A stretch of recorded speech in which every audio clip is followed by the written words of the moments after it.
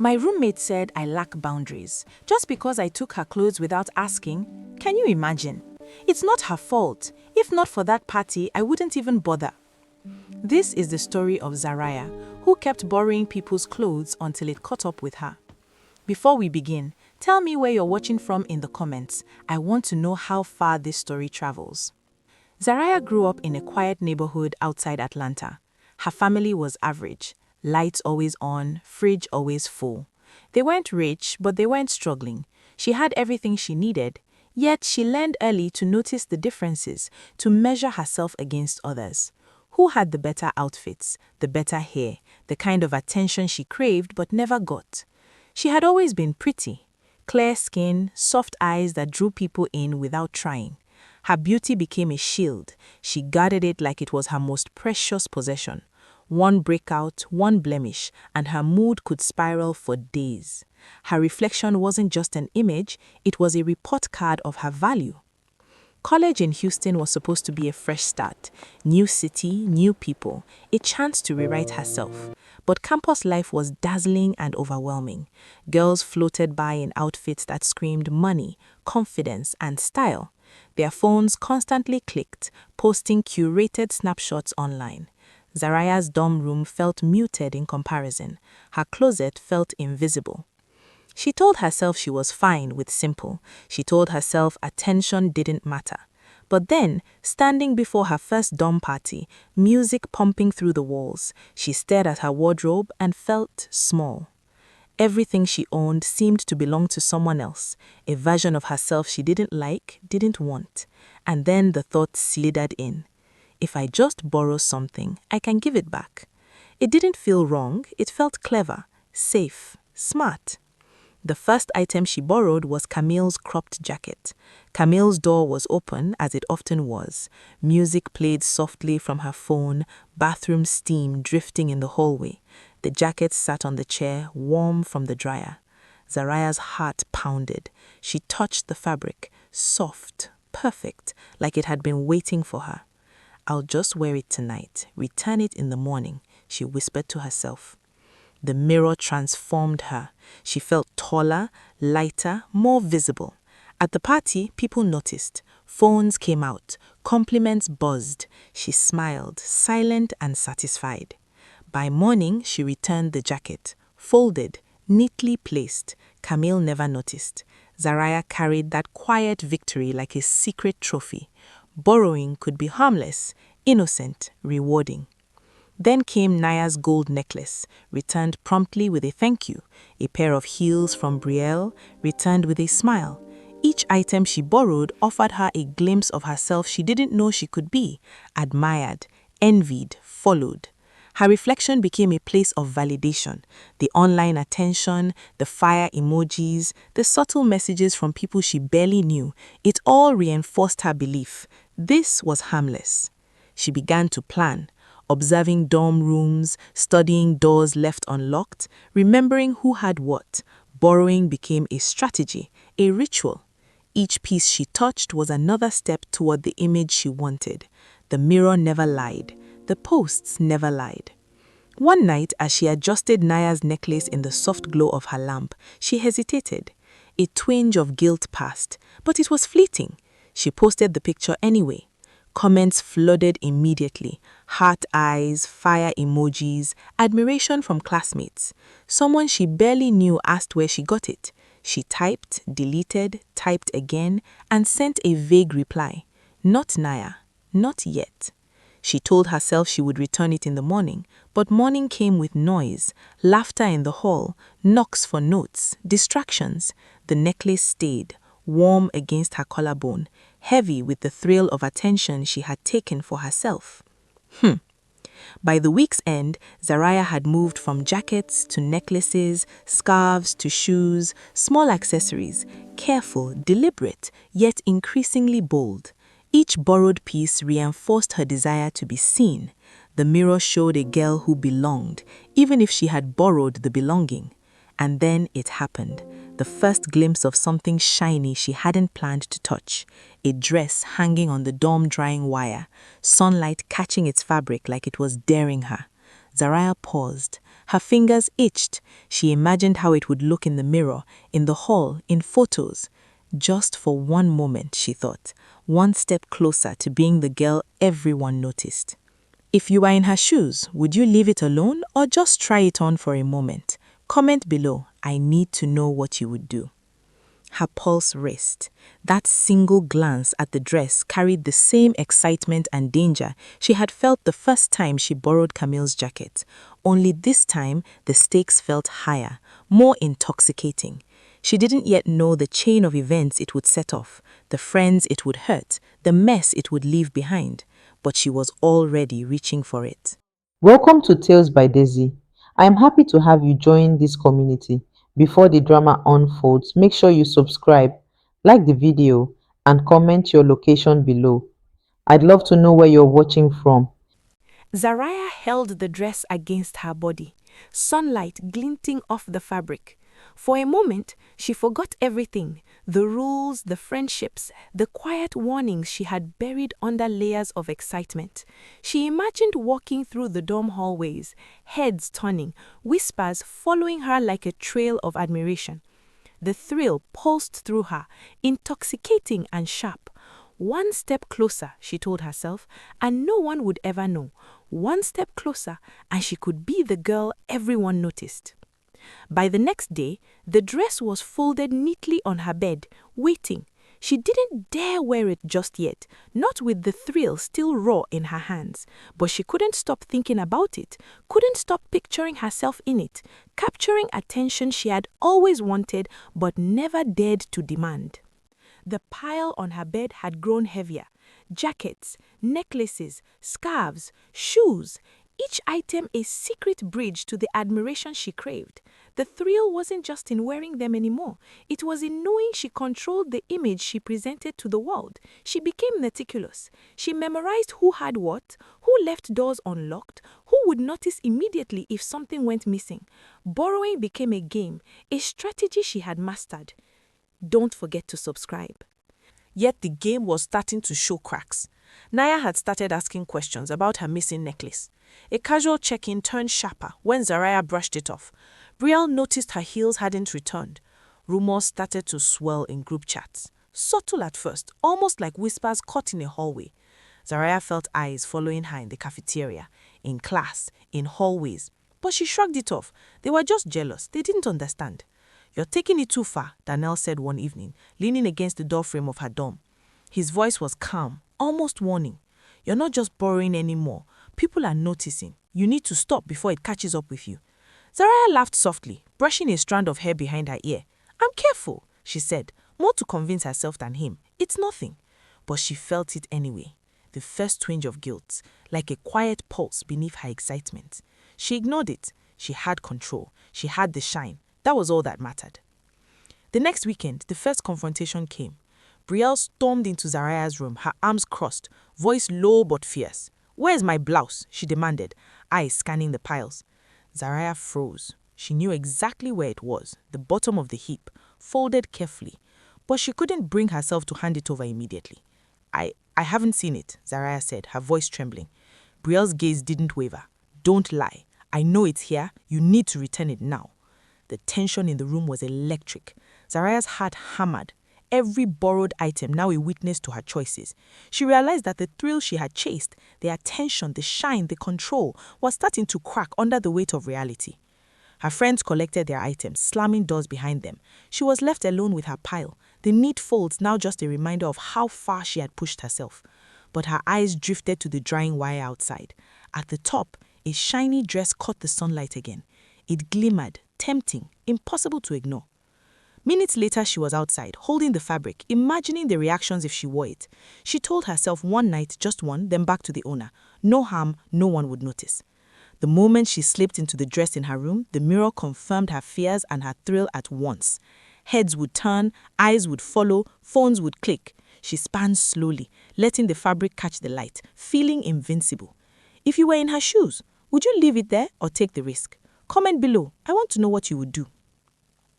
By midweek, small red bumps appeared on her neck, barely noticeable at first. Itchy, tingling, something she couldn't ignore. She blamed the heat, the lotion, anything but the borrowed items. But when a message pinged on her phone from a friend asking if she was okay, she felt a prick of panic. The hoodie she had borrowed from someone sick days ago now felt like a ticking bomb. Every glance in the mirror, every brush of fabric against her skin reminded her she had ignored boundaries. She had chased attention, borrowing not just items but trust and patience she hadn't earned. Rumors spread. Classmates whispered. Group chats buzzed with curiosity, concern, judgment. Zariah tried to cover her neck, hiding under scarves and collars, but the truth was leaking out with every small bump, every new spot. Daniel reached out again. People are noticing. You need to be careful, he said, the concern in his voice cutting deeper than any accusation. She realized for the first time that her control was an illusion. The borrowed image, the borrowed confidence, the borrowed attention, it couldn't protect her. It couldn't stop the consequences that were now very real.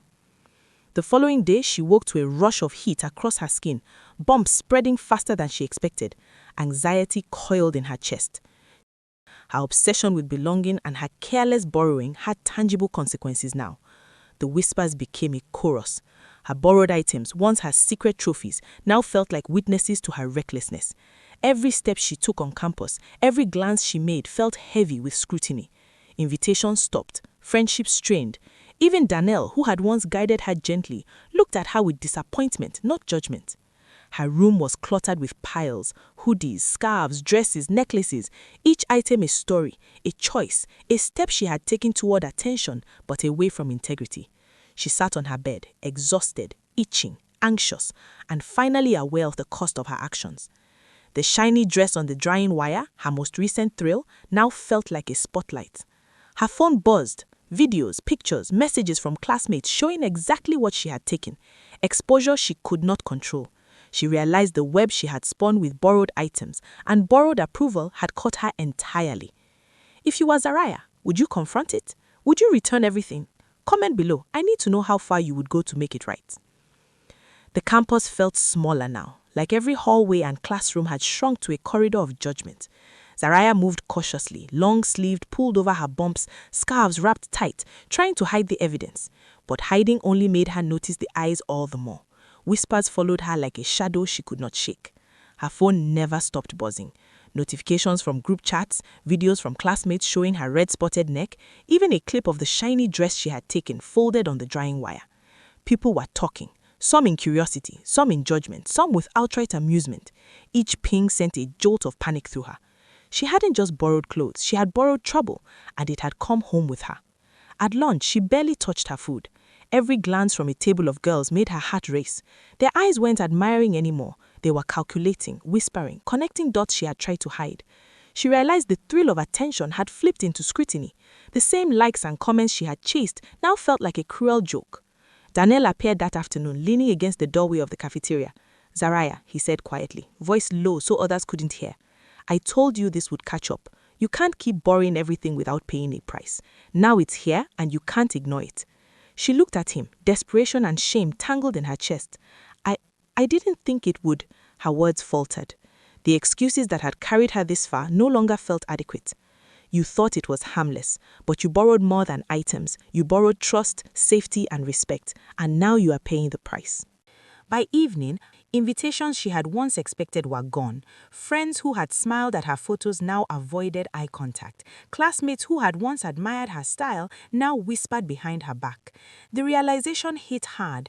The borrowed image she had built was crumbling faster than she could fix.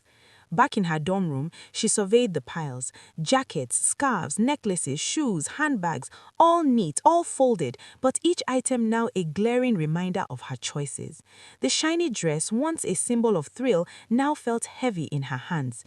Her fingers traced the fabric, realizing for the first time that no post, no comment, no glance could erase the line she had crossed. She stared into the mirror, long and unflinching. Her reflection showed more than her appearance. It showed consequences. The red bumps had spread, faintly creeping onto her arms and shoulders. The itching was relentless, a constant reminder of how her actions had manifested physically. Zariah's phone buzzed again. A message from a friend. "Zariah, people are noticing your skin. You should get checked." Panic tightened around her chest. She had tried to ignore it, tried to cover it, tried to pretend she was untouchable, but the truth was unavoidable.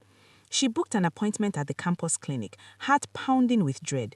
The nurse's words cut deeper than any comment online. "You have chickenpox," the nurse said, voice neutral but final. "It's contagious. You'll need to isolate." The words echoed in Zariah's mind. Chicken pox at her age.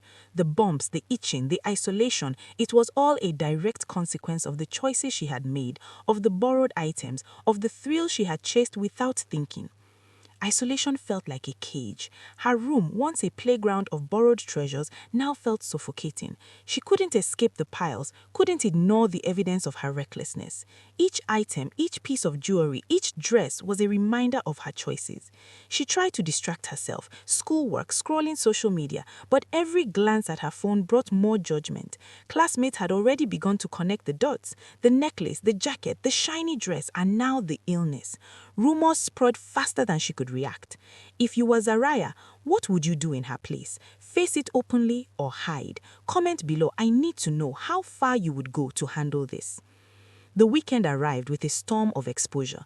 Someone had posted a video of the shiny dress on the drying wire. The clip went around quickly, showing every angle. Everyone knew what she had taken, and every borrowed item she had touched suddenly became public spectacle. Her social media posts, once a source of pride, now felt like evidence in a court she hadn't prepared for. Daniel appeared once more, cautious but unwavering.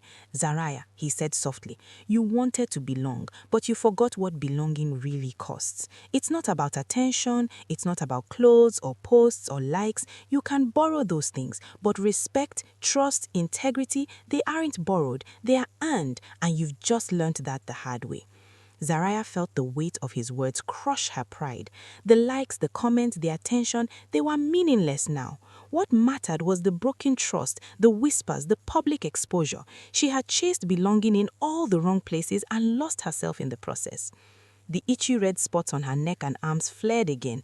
She tried to cover them, but the marks were impossible to hide entirely. Her reflection stared back unyielding. For the first time, she didn't see the girl who twirled in the shiny dress, who had felt untouchable. She saw someone forced to face every choice she had made.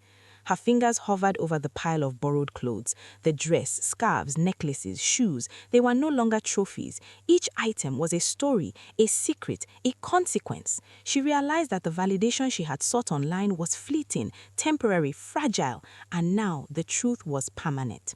Zariah's heart raced as she realized that isolation, illness, and exposure had combined into one relentless teacher. She had spent months building a borrowed identity, chasing attention, stealing small pieces of others' lives, and now she had to reckon with the cost.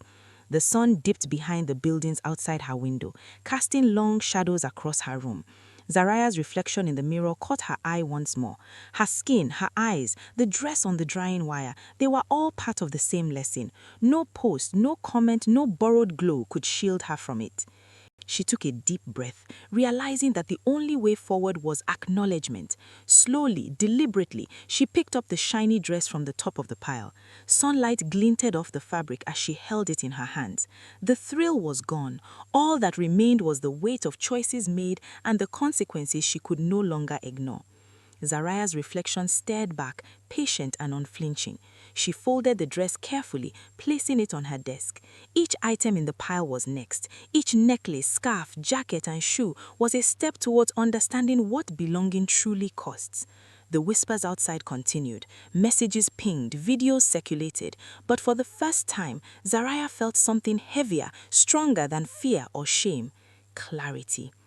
And though the journey ahead would be uncomfortable, even humiliating, she knew the lessons would stay with her far longer than any post, any like, any borrowed attention ever could. Daniel appeared at her door, cautious but steady. "Zariah," he said softly, "it's time to face this. Every borrowed item, every lie, every post, you can't hide it anymore. The only thing you can control now is how you respond." Her chest tightened. I don't know if I can," she admitted. The words felt small, weak against the weight of exposure.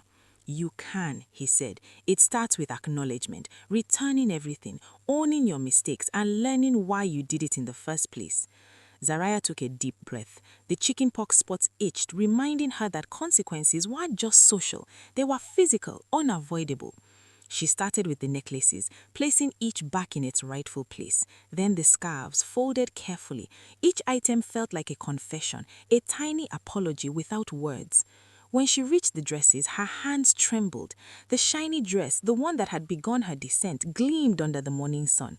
She lifted it carefully, remembering the thrill it had once brought. But now that thrill was gone. All that remained was the weight of choices made and the consequences she could no longer ignore. She walked through the dorm halls holding each item in turn.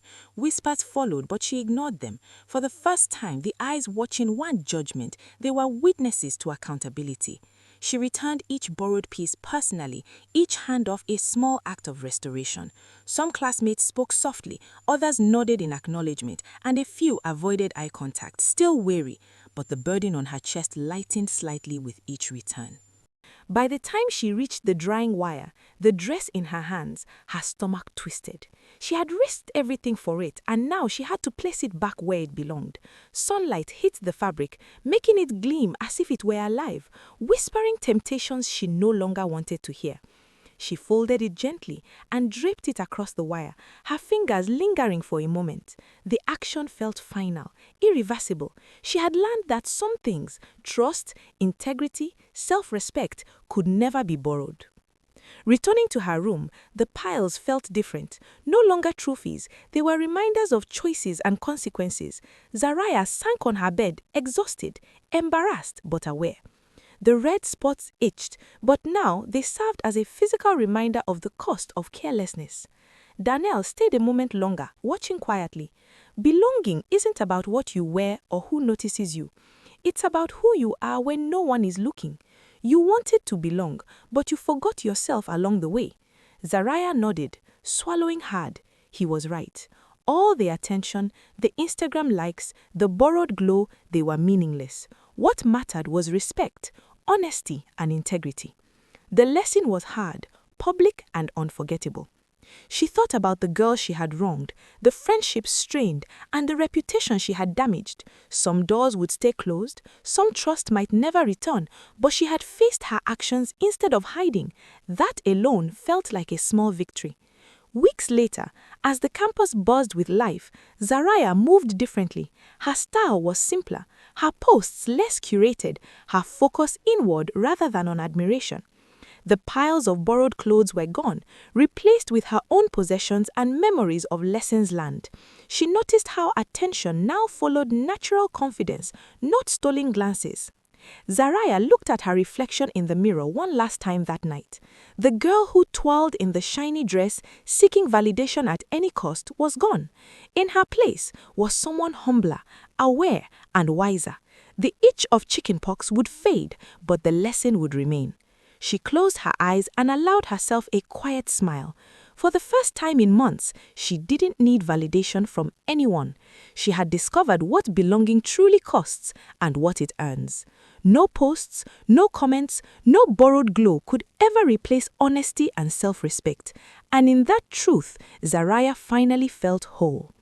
If you made it to the end, make sure you subscribe and share this story with your friends.